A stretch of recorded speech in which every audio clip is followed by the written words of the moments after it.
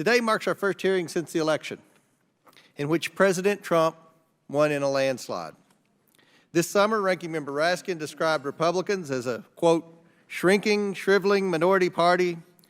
They're a cult of personality, and there's not many people who are buying the cult and dogma anymore, end quote.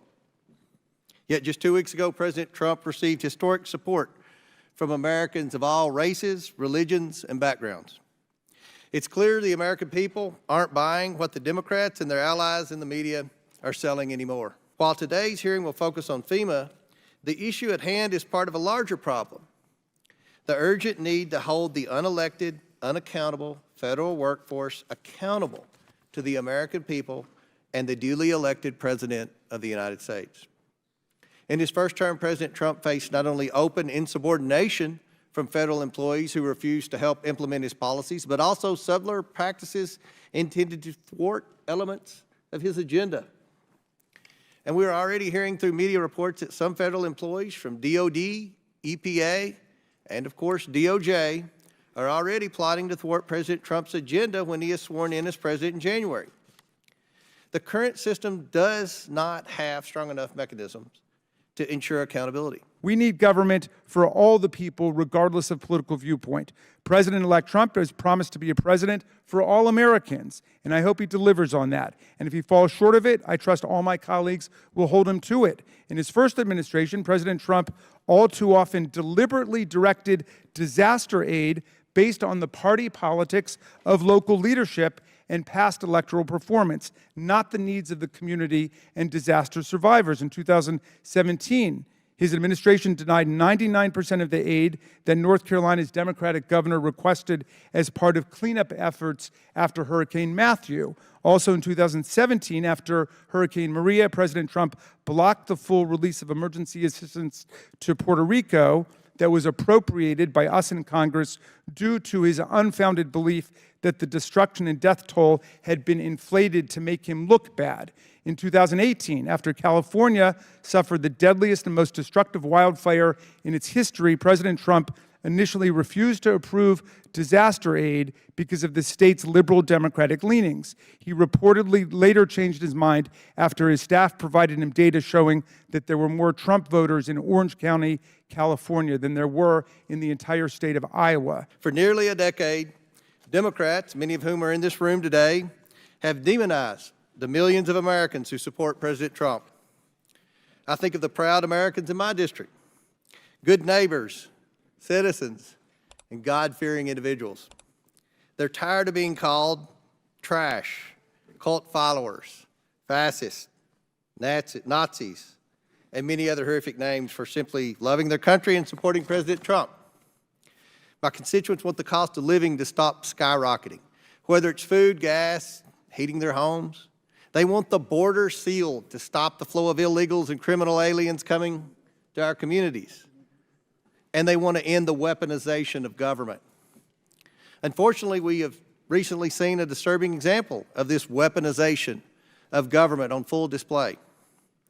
In the wake of Hurricane Milton, at least one FEMA official engaged in political discrimination against supporters of President Trump.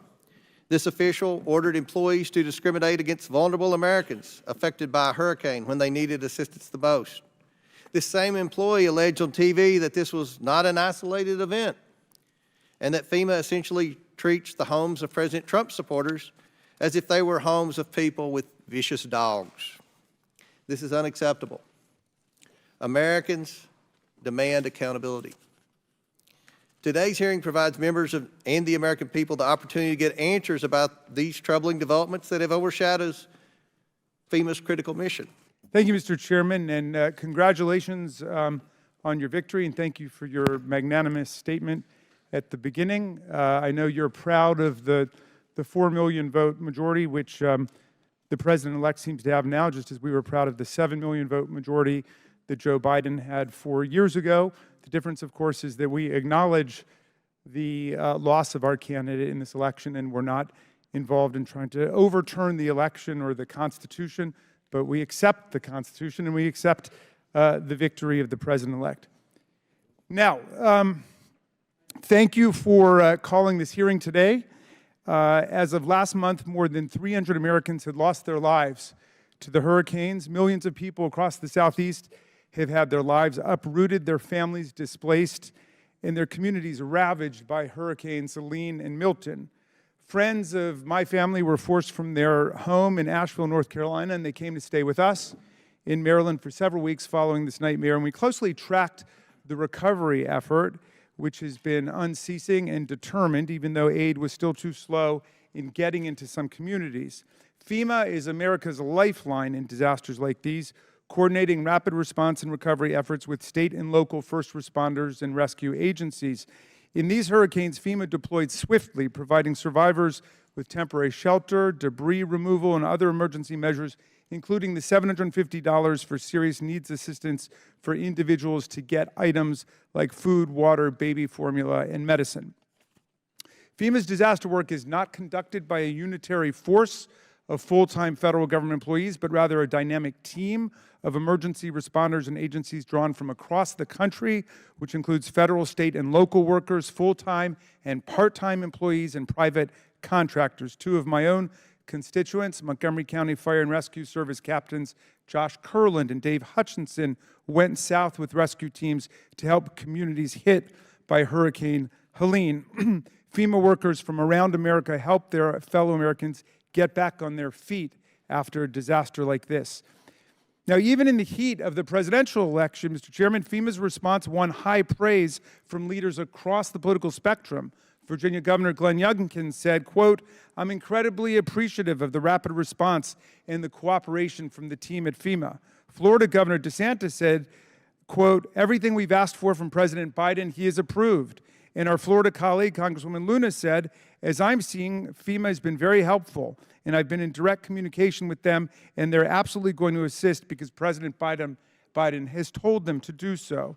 So we could be here today celebrating the workforce of 22,000 FEMA workers, but instead we're invited to focus on one so-called intermittent employee in Florida whose team encountered what she called political hostility while canvassing door-to-door for FEMA in Florida.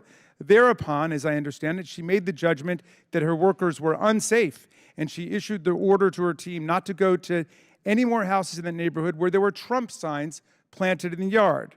This was a bad mistake, legally and constitutionally, which violated the core mission of FEMA and every federal agency to work on behalf of all Americans. It's plainly wrong and divisive to use a presidential campaign lawn sign as a proxy for someone's dangerousness. The director of FEMA, who's with us today, Ms. Criswell, properly acted immediately within 36 hours of learning of the incident because this action was an egregious departure from the norms of nonpartisanship which must govern the conduct and the work of the federal workforce. Federal workers have a duty to serve all Americans regardless of their political identification. FEMA's prompt and unequivocal personnel action in this case is powerful evidence that the civil service system is working, not only to deliver quality public service, but also to correct employee errors and ensure that the people whose homes were skipped, as in this case, receive outreach and assistance. And I understand that there were 20 homes that were skipped and then they were immediately addressed afterwards, but I want to ask about that. Now, none of this is to deny for a moment that in recent months, FEMA aid workers have been forced to work under a cloud of propaganda and lies concocted to erode public trust in FEMA. Because of this disinformation, many victims of hurricanes have rejected federal assistance, and others have even harassed and threatened FEMA workers. As Republican Congressman Chuck Edwards, who represents Asheville, North Carolina, said, all the misinformation has been, quote, not just unhelpful, but it's been harmful. I agree with my Republican colleagues and Administrator Criswell. Federal agencies must serve all Americans, and that means a federal workforce of nonpartisan professionals hired based on competence and merit.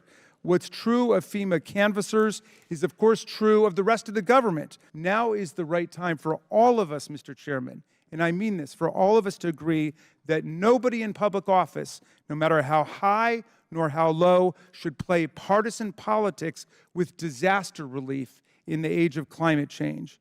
Thank you for convening today's hearing so we can stand together and reaffirm our commitment to the idea that government exists to serve all of our citizens and to commend the devoted federal workers who work day in and day out to serve all of our people. Thank you, Mr. Chairman. I yield back. Ranking Member Raskin in the beginning of this hearing stated, and I quote, "No one should play partisan politics with disaster aid." But that's exactly what your agency has been doing. In the aftermath of such devastation, the American people expect and trust that FEMA will administer disaster relief in a fair manner. Unfortunately, we recently learned that a FEMA supervisor in Florida named Marnie Washington directed subordinates to skip homes displaying support for President Trump. Despite your testimony, this now former employee claims this was a widespread practice under a policy she termed avoidance. No matter who initiated this avoidance policy, it was a malicious act that resulted from a corrupt culture within FEMA. Administrator Criswell, I wrote you a letter on November 15th in which I asked for information related to this incident. Mr. Chairman, I ask unanimous consent to enter the letter into the record. Without objection, so ordered. Although I asked for my answers by November 25th, perhaps you have enough information to at least answer one of my questions, and I've heard some of your answers are related to this. So I've heard, well, let me just ask it as I asked it in the letter. Is it agency policy for FEMA canvassers to practice avoidance in certain circumstances? We provide safety training to our staff as they are going out into communities door to door, and part of that safety training includes how to avoid or de-escalate potentially harassing situations in reaction. None of that is directed at being proactive to avoid certain situations that they may perceive without an actual threat. But it's subjective, right? It's subjective on the person canvassing. So if that person is a Democrat, which you're in a Democratic administration, you're a Democratic appointee, you're probably hiring mostly Democrats over Republicans, you have a Democratic administration. If it's a Democrat who already agencies the will to disaster, and I yield back. Will the gentleman yield for one question? Sure.